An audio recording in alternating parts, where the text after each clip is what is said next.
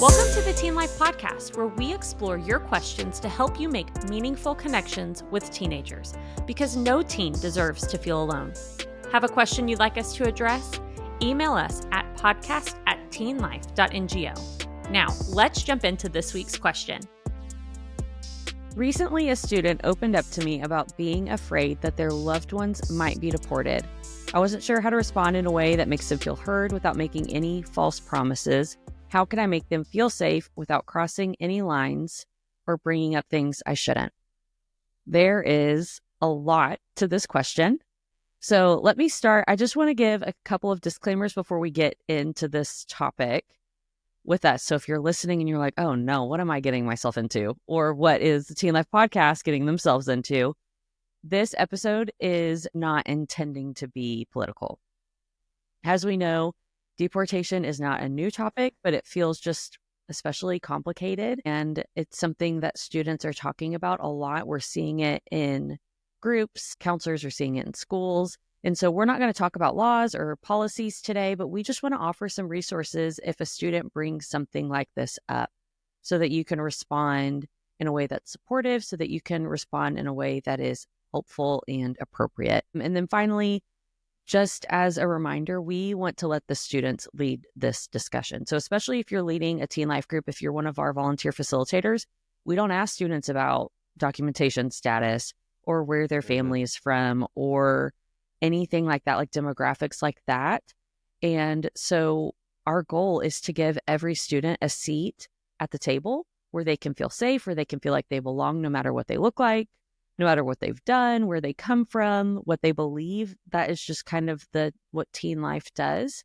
And so with that being said, I do want to give advice, like don't give legal advice or just really dive too deeply into this topic, especially if you're not licensed or trained to do so. So if you're a volunteer stepping into a school campus, if you're a parent who's talking to a kid's friend, it's okay to also give them resources outside of you, of someone who's going to know this better. Mm-hmm. And so we just want to give that disclaimer out that we're going to talk about this because we want to discuss tough topics that students are going through. And so this is one of those right now it's tough, and we want to be there for students and support them. So as just a quick perspective shift before we really get into this, as always, no matter what the topic is, if a student is worried about what's going on at home, or what's going on with friends outside of school, it's going to affect them at school. And so you can't keep school and home separate. If you're a teacher, if you're a counselor in a school setting, home is not separate because they're bringing it with them. I think, Tobin, you've said this and even wrote a blog about almost like they're bringing an extra backpack to school with them, that they're carrying stuff. And so teens need our full support to feel safe and valued at school. I think the biggest thing that we say about everything, including for our parents, is it's your job in this situation is to be shock-proof. Mm-hmm. There shouldn't be anything in this world, in this where we're at right now, that you haven't already heard about or aren't seeing in the news. And when it hits in your own backyard, it's just a reminder of, oh, this is happening everywhere. It doesn't matter if you're in Texas, it doesn't matter if you're in New York, California. Wherever you're at, you're probably seeing some of this. And obviously in some states, it's a little bit higher intensity than others. But if a kid comes to you with this concern, just be shock proof and just listen to them. And it's like that sounds so simple, but 9 times out of 10 with any problem, the teens just want to be heard. And that helps them kind of deal with the anxiety of what they're dealing with. And so that's always good advice, I think, for everything we do. And similar, like shock in the news, shock in how it affects teens and just everyone is going to be a problem that has been around and will forever be around. And so, again, we don't want to be political, but we also want to talk about real problems that are affecting real teens, and especially in our area and the things that we're seeing, but also the things that we're going to talk about, the advice that we're going to give can apply beyond just this and can apply. How do we sit and be with students in things that are beyond their control and beyond our control? And so it's good advice. And so like Tobin said, they want to be heard. And so one of the first things I'd say is you just start with listening. Like, don't try to fix. And that's a big one that we say a lot. 'Cause, you can't, especially with this, but just listen and be shock proof and just be like, yeah, yes, thank you so much for sharing that, for trusting me with that. And then that's all you need to say. So there's no, hey, and do this. It's, hey, thank you. Like, I'm sorry. Thank you for feeling free to share it. Well, and Karlie kind of already hinted at this, but if you are in a position where you are a teen life facilitator in these groups, part of the agreement you sign when you lead these groups is that we're not talking about, we're not giving opinions on these things. We're just there to hear them. And so, but if you're not in a teen life group and you can technically give your opinion on things, like, you know, one thing, especially as a guy, that I'm always told with my wife is that I don't want you to fix my problems. I just want you to hear my problems. And so that kind of applies here as well. You know, even if you have the answers on how to fix that stuff, like that's still something that can be very dangerous and that can be litigated and possibly get you in hot water. So, like, you know, always defer to just listening and then referring to experts and people that actually deal with this on a day-to-day basis. Right. I think as adults, it's so easy to jump in and try to fix. Mm-hmm. Like, I just think that is our go-to thing. Yeah. And so instead of fixing, just listen, as they've said. It is more powerful than you think to just have someone who will be there and put your phone down, give them your full attention and listen to them. Well, one way that you can fix it is just creating a safe, space for them. I mean, this particular topic, the hardest thing about this is that people don't feel safe, and the people that are scared about this, they don't feel safe anywhere, understandably, because of what's going on in the news and stuff. So it's just, in some cases, this is just your chance to reinforce that your group, your church, your classroom, wherever you're at, that this is a safe space for them, and they don't need to share everything with you, but that you're there to, be with whatever they're comfortable with sharing, and then that you're going to support them however you can. And again, the support doesn't have to be this mass gesture. It just has to be creating that space for them. Yeah. And even agree with that, teaching them to find and identify trusted adults in other safe spaces, even if it's not you, making sure that they have, these spaces and people that they can go to kind of vent, to be heard, to be safe enough to express those feelings and doubts and fears, especially with everything that's going on, right? You never know if, for them, is this okay for me to share, right? Or am I putting myself or anyone else that I love at risk by sharing? And so helping them understand that your space is safe, and then helping them identify other safe spaces, because they can't be with you or in your group all the time. And so kind of help equipping them also with that. Right. And so it's finding safe people. It's finding safe places if they don't feel safe at school right now. Mm-hmm. Where is a place that you do feel safe? And let's talk about that. And I think kind of having them come up with a plan. I know schools have plans in place in case something happens, to support students, to help them, to make sure that they're not alone. And so just making sure that they, though, are thinking of those people, have them write it down. Hey, I want you to list out 3 trusted adults. And if they're like, I don't have anyone, that doesn't necessarily have to be you, but it could be you. Or you could say, hey, what about your school counselor? Can I go with you and let's talk to him real quick? Or, hey, is there a teacher that you trust? Is there a local youth pastor that I can go connect you with? That we're just making connections and pointing them back to what they can do, who they can go to. And like I said, making sure that they have at least some sort of plan in their mind and are kind of getting ahead of that if that is a real concern.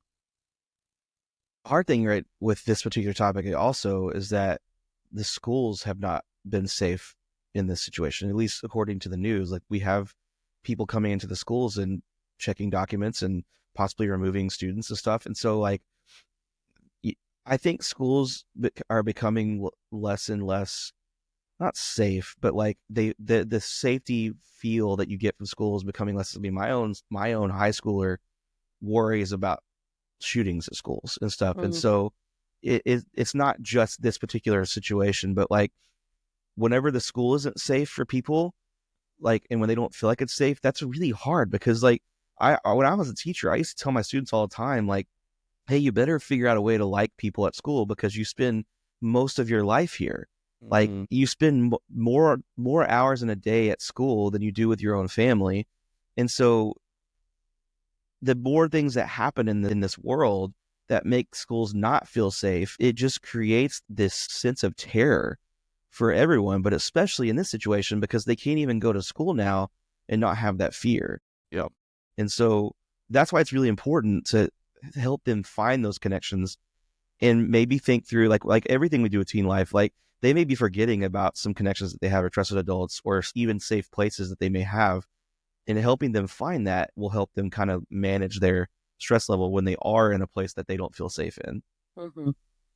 Well, I think part of that, like I said earlier, when you don't feel safe at home or even at school, and then we're expecting them to carry on at the same level of schoolwork, they're still juggling extracurriculars. They're still expected to show up and do homework and sit for tests and all these things. But in the back of their mind, they're like, but I'm worried about this too. Yeah.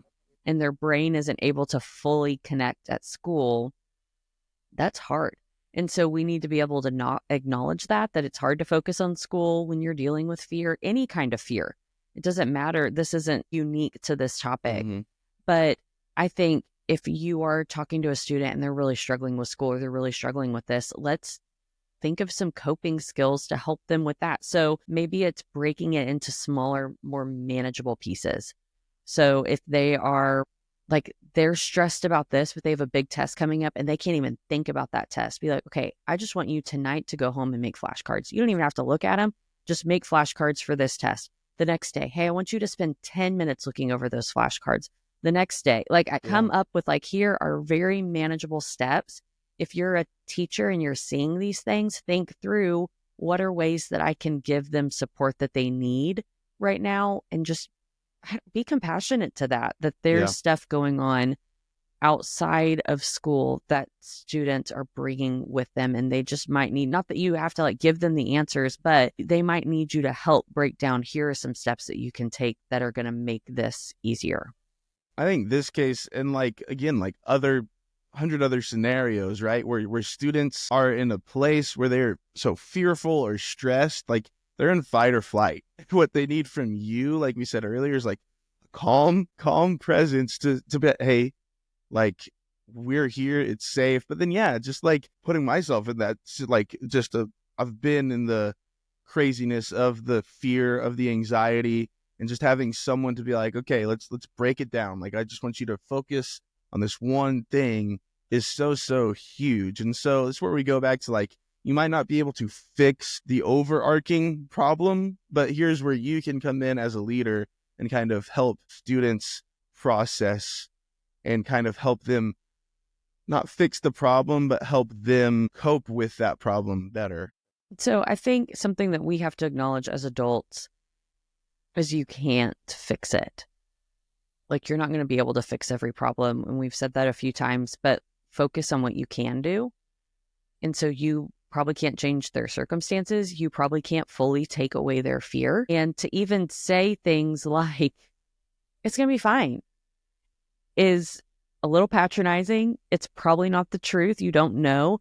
And so offering that isn't helpful. And so if you're trying to go into that fix it mode of like, you're going to be fine, or just do this and don't worry about it, you don't know the full situation.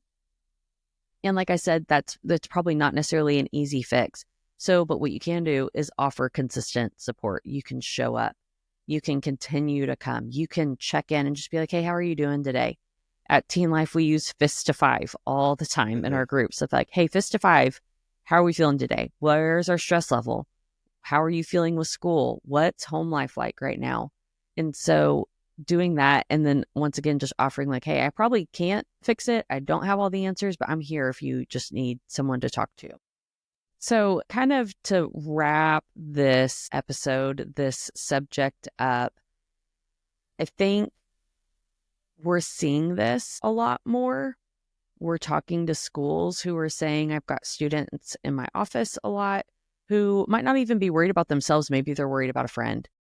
Okay. And so this is just something that many of our schools are dealing with. Many of our groups are dealing with. And so kind of to wrap up what we're talking about, I think the key thing is to stay a consistent presence, to be a safe person, and like I said, to help them connect to other safe people. So saying things like, hey, no matter what happens, you belong here. No matter what happens, I'm going to still support you. You're welcome here. I mean, these little things, especially for a student who maybe doesn't feel welcome, who doesn't feel safe, who doesn't feel like they are wanted, can go a long way. And so being that person for them can, I don't know, it can just make a difference. It seems small, but it's a big deal. And then finally, I think encourage some healthy coping strategies. So we kind of talked about some school stuff, but there are other things that we can encourage our students to do that doesn't just help with school, but can help with their stress level. So it could be things like journaling, deep breathing exercises, or even having them talk to a trusted friend of like, hey, we're talking, but like, do you have someone else that you can just vent to and you feel like they're a safe place, and encourage them to do that. So one thing we like to do in teen life groups that I think could be helpful here is we'll ask them, okay, last time you went through something stressful or difficult, what helped you? What did you do? What were the strengths that you had? What are the things that you did that helped you get out of that? Okay, and be like, okay, how can we apply that to this situation? And remind them you've been strong in the past. You've done these things in the past, and you can do it again. And I'm here to help you, and you're not alone in this. And so kind of asking them to reflect back as well. Yeah. And the hard thing about all this stuff is that most of these kids didn't choose this. Like, and so just remembering that, like, what we say to them matters and how we talk to them matters. And so just, we keep saying it, but just being there for them, and whether it's right or not, like not having that being a time for opinions, and just being there with them is an important. So, because again, they didn't choose to feel this way about any subject really, but just not feeling safe in school is a hard thing to deal with. And so just being there and being opinionless and being shock proof is really important in these situations for sure. And I think I like to helping walk with them and equip them with again, walking through and teaching them skills of, okay, like next time you're in a situation where you feel overwhelmed, how can we use this? Right. Okay. I've been here, whenever you feel like you've been keeping your head above water, it's like, okay, no way, I know how to swim. So, teaching them again, like Karlie said, some of those breathing exercises are ways that they can help self-regulate themselves, while also acknowledging like, hey, you're not a therapist, but like helping just equip them through your life experience, while also being that trusted adult of saying, I am here. Like, I am here for anything that you need, but also empowering them like you are capable, though. It's just always going to go that extra mile, but there's always so much value in being a trusted adult. It's a thing that we say, if you've listened to our previous podcasts, a lot, because it's important and there's value to it. But almost like any topic that gets brought up in a group or your office or classroom, even if you don't have solutions, your calm, consistent presence makes all the difference. And so teens need to know that they're not alone, especially when facing fears like this. But we thank you guys so much for listening. Be sure to follow us on all of our social media whenever we release podcasts. But again, thank you so much.